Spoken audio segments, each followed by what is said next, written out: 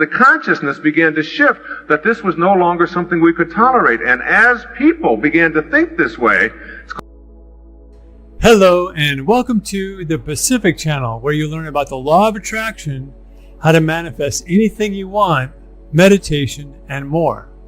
In this video, Dr. Wayne Dyer talks about how all of us are a lot more than our bodies, how knowing is much better than believing, and how we are all a lot more powerful than we realize. He talks about how the cells in our bodies die and are replaced throughout our lifetime. He uses himself as an example and talks about how many years after ice skating, he still remembered how.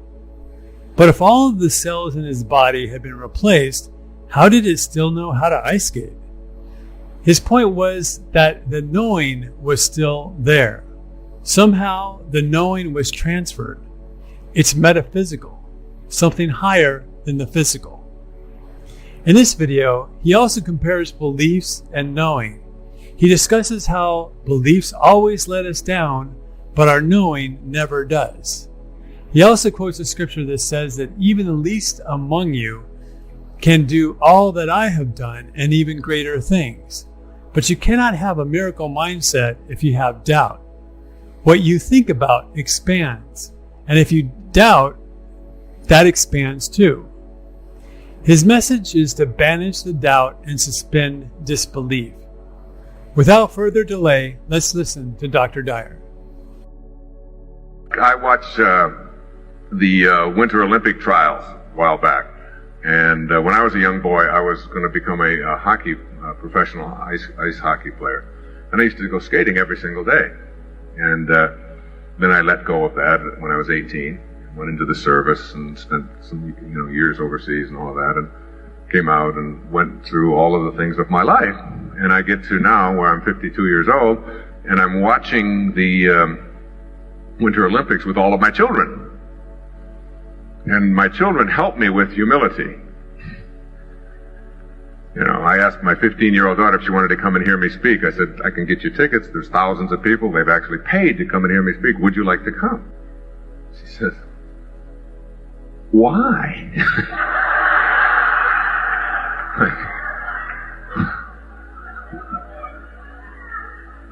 So we're watching these, and I get this all the time, all right? So we're watching the trials, and I say to my kids, we're all sitting there, and I say, I can do that.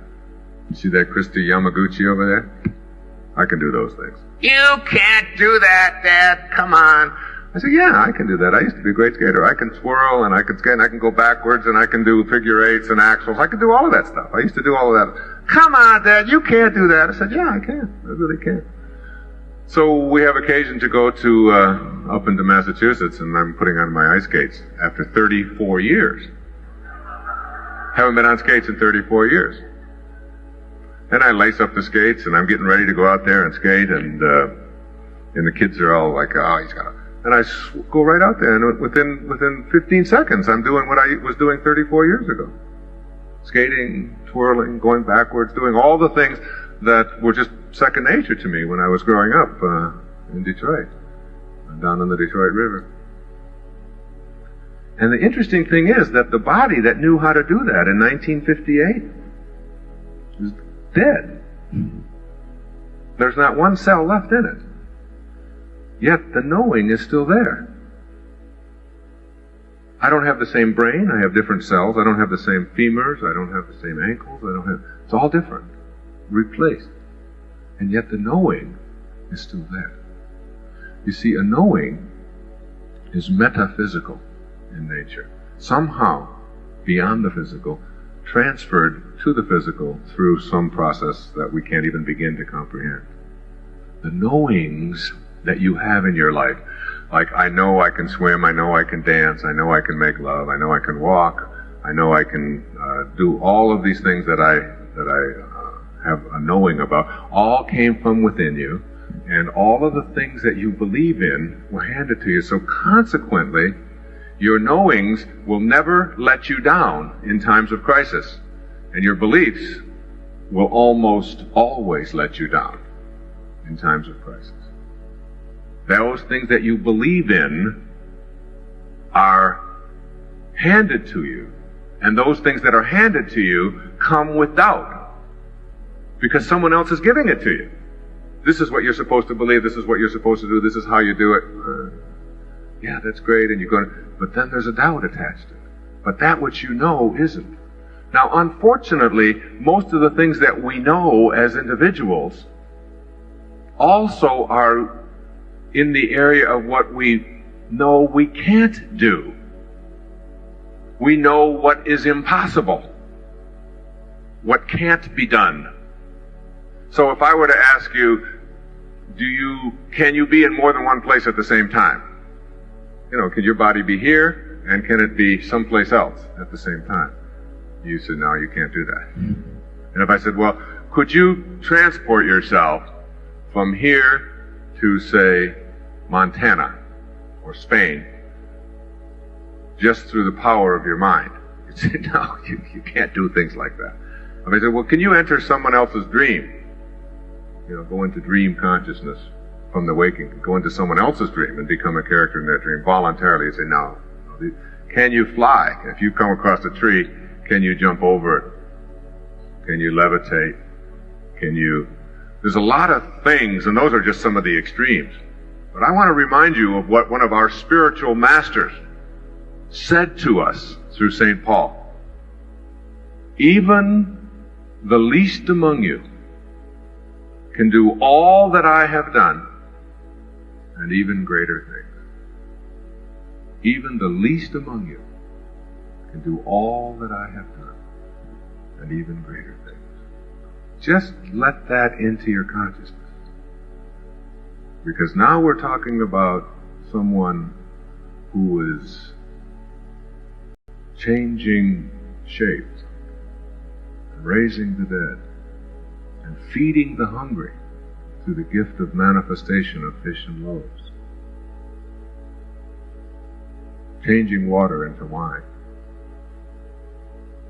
The ability to be able to create a miracle mindset for yourself is not available to you if doubt is in your consciousness, because what you think about is what expands. And if you have doubt, you will act on the doubt. You can't act on anything else. What you think about is what expands. The ancestor to every action is a thought. So if your thoughts are that this is not possible, that's what you will act on. Deepak talks on these tapes that we put out about living beyond miracles about this placebo effect.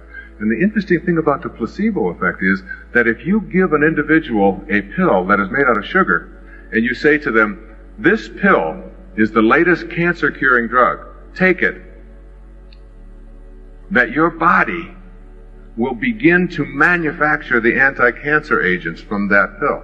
And if you take the very same pill and give it to someone else and say, this pill is the greatest ulcer-relieving pill that's ever been relieved, and you really know that that's to be true, you will start developing anti-ulcer with the same pill.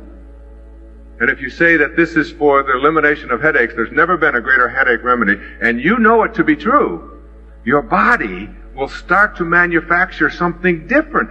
Different enzymes being created through the intention of no doubt. So that the physical world that you are in is capable of being shifted and manifested on the basis of a new awareness. As you think, so shall you be. Your thoughts will create an entirely new reality for you, once you have learned to banish the doubt. Beliefs come from outside of you. Beliefs always let you down, and beliefs are intellectual acts. Knowings come from within. They will never let you down, and they are metaphysical, cellular acts. You can have knowings in the physical domain, and you can have them in the metaphysical domain. Knowings, without doubt, about your spirituality and your ability to manifest what you want for yourself in your life. See, remember that even if you're sitting here with doubt this afternoon, there is still a doubter that you can never see. There's still, so the evidence that there's still an invisibleness there is here in the doubter. Not the doubt, but the person doing the doubting. That invisibleness. And that is what you have to learn to come in contact with. When I was writing the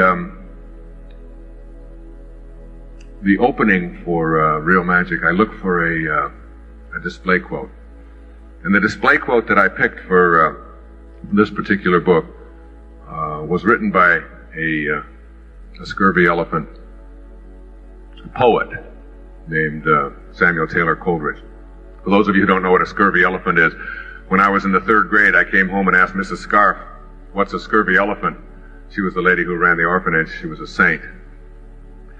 And she said, "I don't know, I've never heard such a thing." And she said, "Why?" And I said, "Well, I heard the 3rd grade teacher telling the principal that Wayne Dyer was in her classroom and that he was a scurvy elephant." She said, "Yeah, I don't know." And she got on the phone and she called the principal, and the principal said, "No, that's Wayne. He mixes everything up." She didn't say that he was a scurvy elephant in her classroom. She said that he was a disturbing element in her classroom. So, I always pay homage to the scurvy elephants of the world,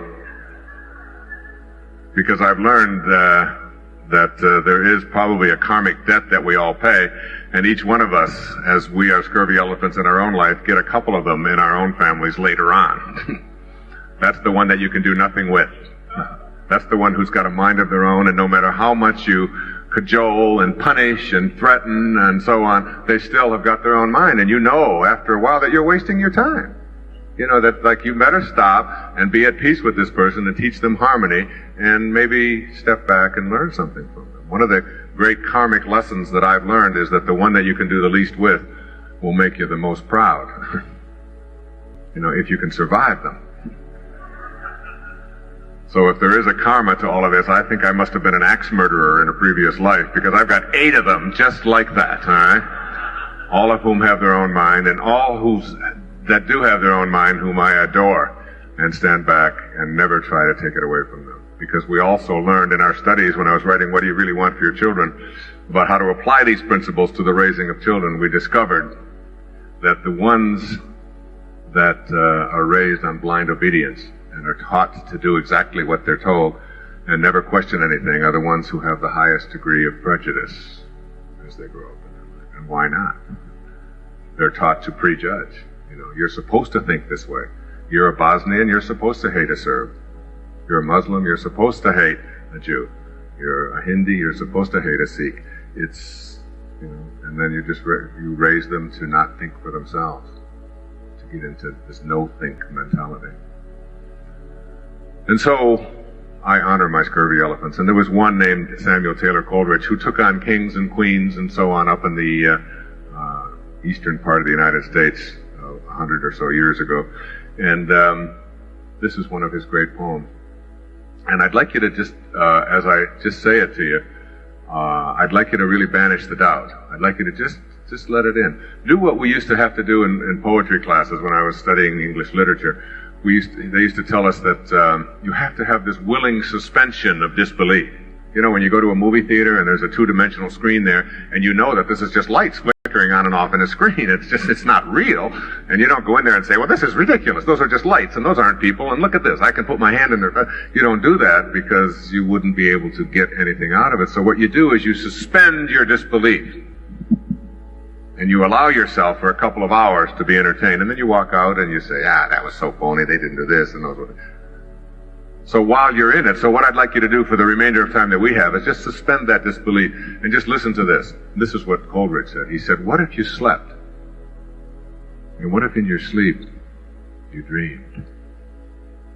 And what if in your dream you went to heaven and there picked a strange and wonderful flower?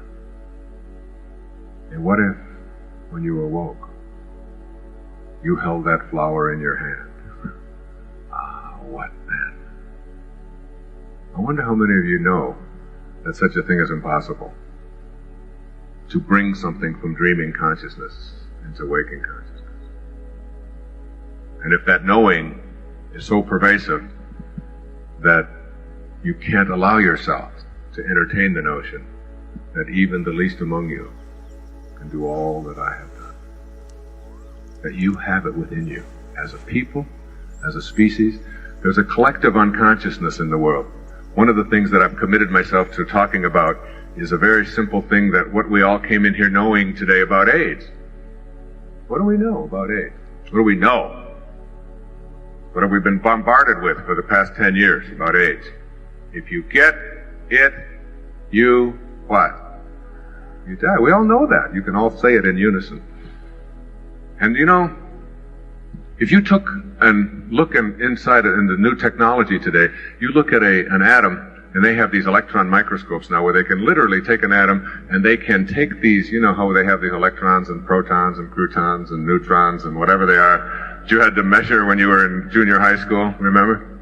You can now take those electrons, these little tiny subatomic particles that are hurling around through these massive empty spaces, and you can begin to align them. And as you align them and get them in a line, when you get to what they call a critical mass, you get to that point, let's say whatever it is, if there's a billion of them in there and you get to 2 million, there's this like invisible force that is inside of this atom that all of a sudden overwhelms the atom, and all of the rest of the electrons in there automatically align. And they call this place, they call this a critical mass. And they call this, in quantum physics, they call this phase transition. When you hit the critical mass, all the rest of them, through this invisible force, begin to align. And quantum physics is nothing more than the study of how things behave at this subatomic level. And what we've discovered is that we're made up of these things. So that when enough of us, as a people, begin to think in certain kinds of ways, and we reach a critical mass, then all the rest of us begin to align that way. And the same kind of changes that take place in the history of humanity in one place take place all over the planet at the same time. Like slavery began to be stopped about the middle of the 19th century, not just in Africa and here, but in Asia and in Indonesia and all over.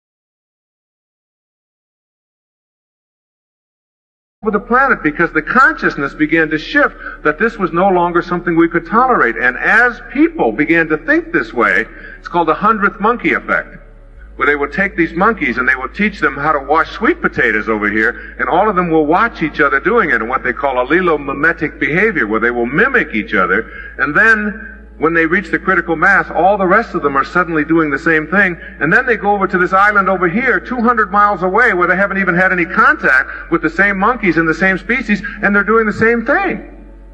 That the spread is not a physical property, that it's an invisible property.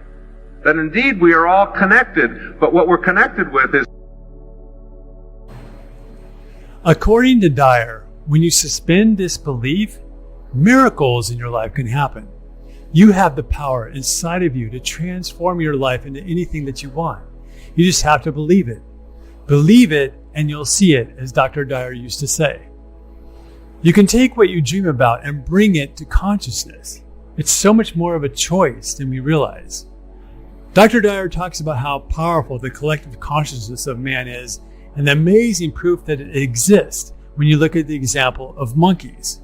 It's so interesting that monkeys can be hundreds of miles apart, and if one group of them figures out how to accomplish a task, they all do. The same is true for us.